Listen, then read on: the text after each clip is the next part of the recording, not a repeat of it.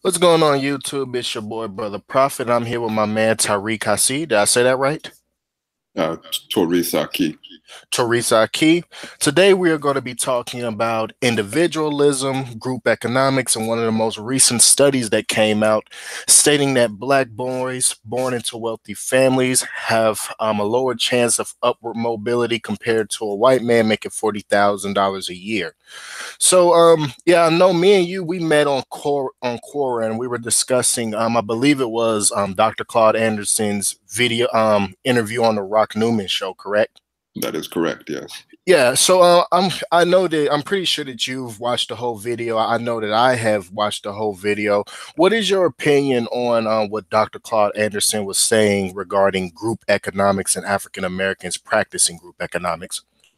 I think generally speaking, I think all of his analysis is sound. I mean, he's been doing this work, preaching this kind of thing for decades now, ever since he got out of the Carter administration. So, I mean, a lot of what he says resonates with me. I think sometimes there's a tendency to take his words out of context because since he's been speaking on this for such a long time, I think over time, when you're an expert in the field, you tend to condense your philosophy into more condensed versions of the bigger picture. And I think sometimes when we look on YouTube, we only see kind of the condensed version of his philosophy. But the thing that gets me the most is to see how he connects relationships or the building of a community with group economics and group politics. And I think relationships and community, building that first, I think is the first step, both in my opinion and I think in Dr. Anderson's philosophy.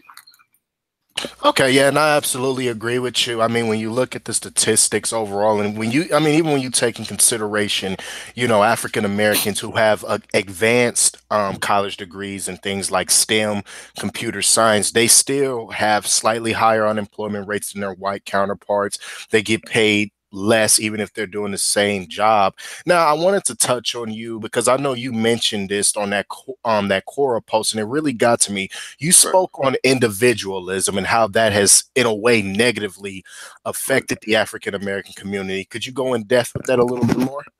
Well, there's so many different dimensions, but I think a good start where I begin my analysis is I think that individualism is the fundamental component of Western philosophical analysis, in the sense that in Western thought, everything begins with the individual, whereas if you look at traditional African philosophy, or even philosophies, non-Western philosophies, Hmm. um, there's more of a communitarian and collectivist kind of perspective. So I think the problem is when you have people from the African diaspora who are transplanted in a Western context like the United States, then just by the process of assimilation, we lose that just in the basics of survival. So there's that dimension of it. And then there's the dimension of, I mean, how we're filtered into institutions. For instance, the educational institutions, whether you're talking about public education or higher education, they look at you as an individual. They don't look at you as a community. So the exchange of knowledge, that's exchanged on an individual basis, whereas you might come from a communitarian context where truth and knowledge are seen as something that people build together. So I think on so many different dimensions, we're inculcated into this individualistic mindset, and that proves difficult for when we're trying to exercise group politics, group economics, and so forth.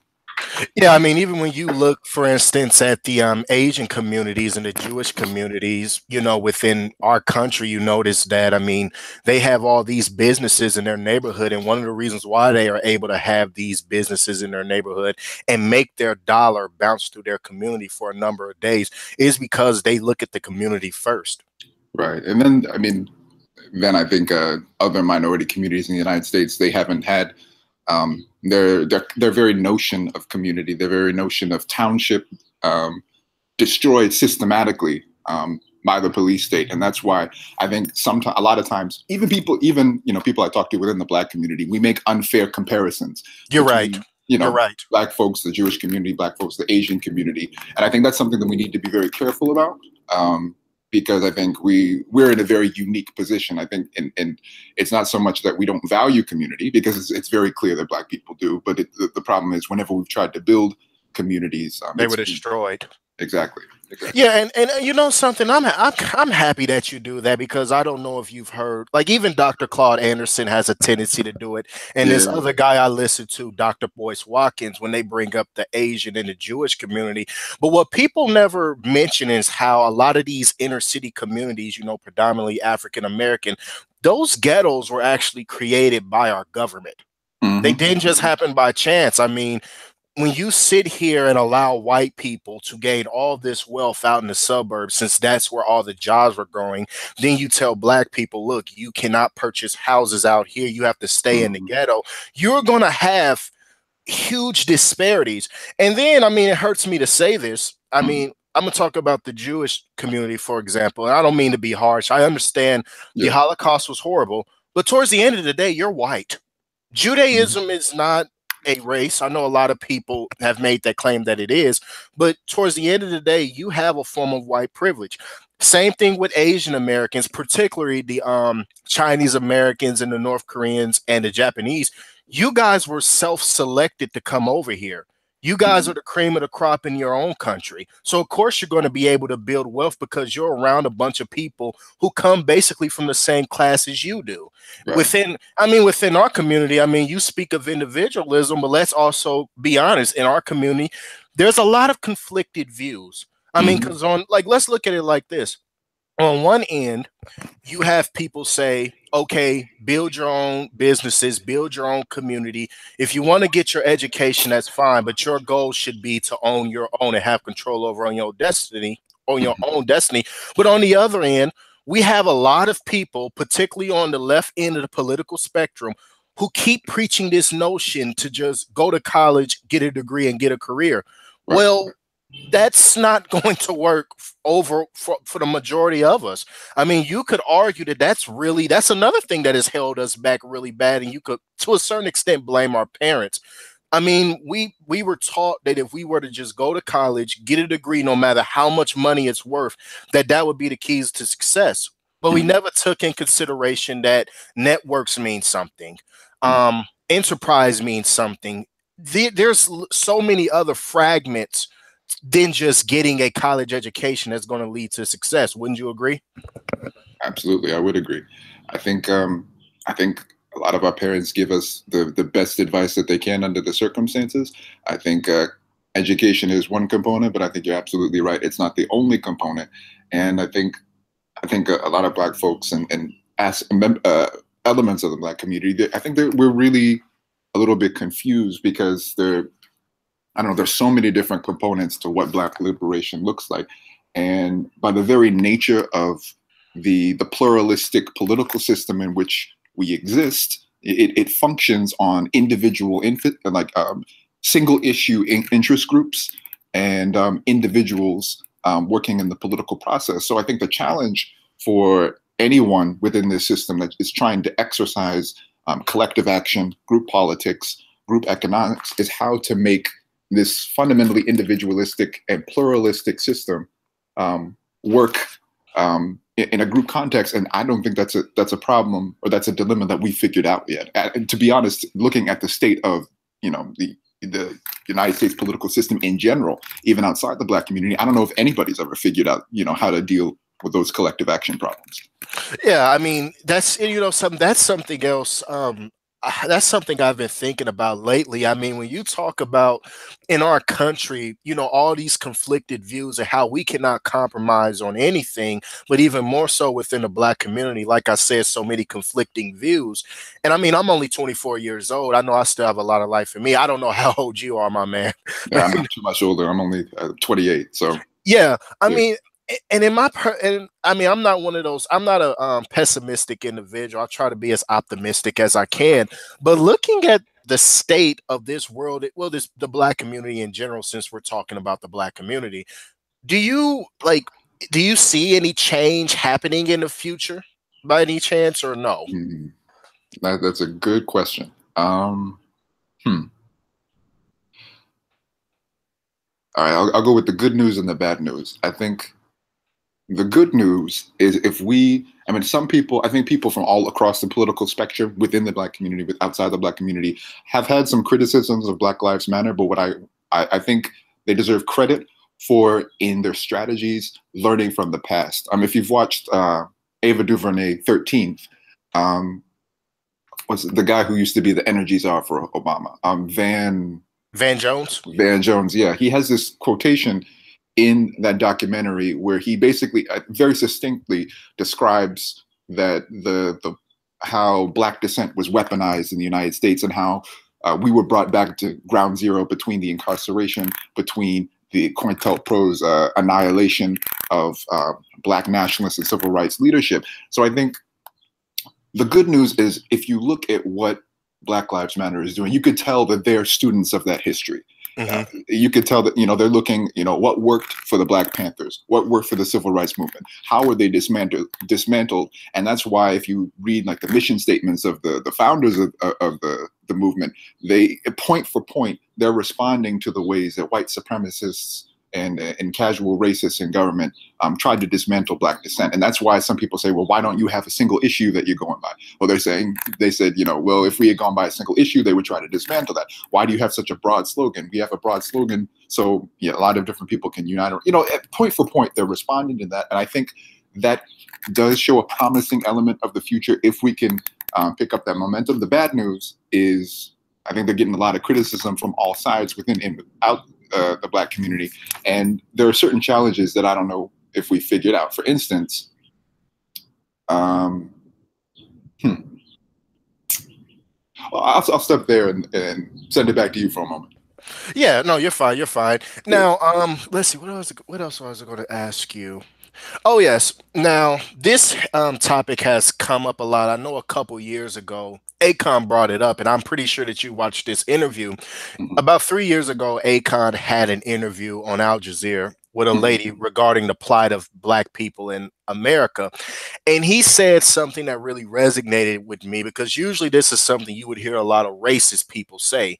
He Mhm. said that in his opinion, with all the stuff African Americans are going through here in the United States, he said he doesn't understand why a lot of Black Americans don't invest in the idea of going back to Africa. Right. Now, I mean, here's my position on this. I mean, yes, towards the end of the day, we are descendants of slaves that came from, I believe it was Eastern Africa. But I mean, at the same time, over the course of centuries, we have become, in a way, very Americanized. Like you said, like individualism. A Mhm. lot of Africans over in Africa, everything starts with the community. Then, when you take in consideration, the xenophobia and the tribalism that is plighting their country, I mean, would going back to Africa be a solution, or would that, or would it, or will we basically be back at square one? Because I don't know if you've heard the recent news, but Mhm. in Africa, they just signed a free trade agreement. 44 countries within the continent signed the free trade agreement, but 12 of the other countries, including Nigeria and South Africa, the two biggest economies in Africa, they said that they don't want any part of it because it could affect their people. Mhm. So even when you go to the continent of Africa, Right. there's there's just a lot of division, and it's always been like that because of tribes. Even during pre-colonial Africa, before Europeans arrived, there was always tribalism and war with other people Right. because isolation. You're going to start dividing yourself off culture and religion. But do you think that African Americans should invest in going to other countries, especially Africa, in Africa? Well, I think because of the diversity of Black folks in the United States, I don't think there's any one single solution that's going to be applicable to all of us. Hmm. I think, and I've been thinking about this a lot actually. I think that we need to put everything on the table, and I think that includes some of us. We will never, be wealthy enough, to go across seas. We will Yes. never be able to afford it. And so I think there's a sizable portion of Black folks within the United States that we have to figure out how to make this system work for us and our brothers and sisters and siblings. I think there are also a number of us who will never be happy within the United States, who will always feel imperiled in the United States. And I think if we can come up with programs to allow some of them to repatriate in the West Africa, I think we should put that on the table as well. I also, and a lot of people would disagree, but I also am open to the idea of creating independent sovereign territories Yeah. for Black folks in the Southern United States or wherever we can, or maybe we would have to, start organically and going into building our own townships from places in the South with relatively low real estate prices, and then gradually building up those communities from the bottom up. So I think everything has to be on the table. Some of these options are less politically and logistically viable than others, but I think the situation is dire enough that we need to start thinking about everything. Yeah, and you want to know something? Dr. Umar said something after he went on the Roland Martin show that really got to me, and this is something I've said over the course of years too. Maybe I think a lot of, especially the conscious community and those of us who want change, I think that we have to come to the realization that we are not going to be able to save all African American people. I just feel that we have to come to that realization because you have some people like who are down with the movement of building your own, becoming a stronger group of people. But then you have the other side, not necessarily coons, but who are basically anti that around and you can't compromise with. What do you think about? Wouldn't you agree that we have to come to the realization that we're not going to be able to save all African Americans? Hmm. I feel a little bit differently. I would tweak that a little bit and say that we not all of our siblings are going to ever agree with us. There's never going to be unanimity. There's never going to be 100% solidarity. But I think the challenge is to look at the validity of every segment of the community and say, why do you have the philosophy that you do? And usually, I think there's a point. And I think the more that we can understand, for instance, why people outside the so-called conscious community, why are you adapting to white supremacy in the way that you have? Same thing with the conscious community. I think we have a lot to learn from each other. So Mm-hmm. I think there's a strain in the philosophies of the Black liberation movement. This Ubuntu kind of I am because you are. You heard it with Martin Luther King. We live in a network of mutuality. Fannie Lou Hamer said it. Mississippi is everywhere. So I think there is definitely value in that perspective, and I would have to disagree a little bit. Okay, no problem. That's okay. Yeah, that's no problem. That's no problem. Now I wanted to move on. I don't know. Did you read the recent study that came out from I think it was the New York Times? I did read through it. Yes. Yeah, you know how they said that basically a black boy born into a wealthy family in a wealthy environment has the same chance of upward mobility as a white man making 40 who grows up in a family making 40,000 a year, and a black man born into a wealthy family actually has a higher chance of going into poverty compared to a white man growing up in a wealthy family and a wealthy Mhm. environment.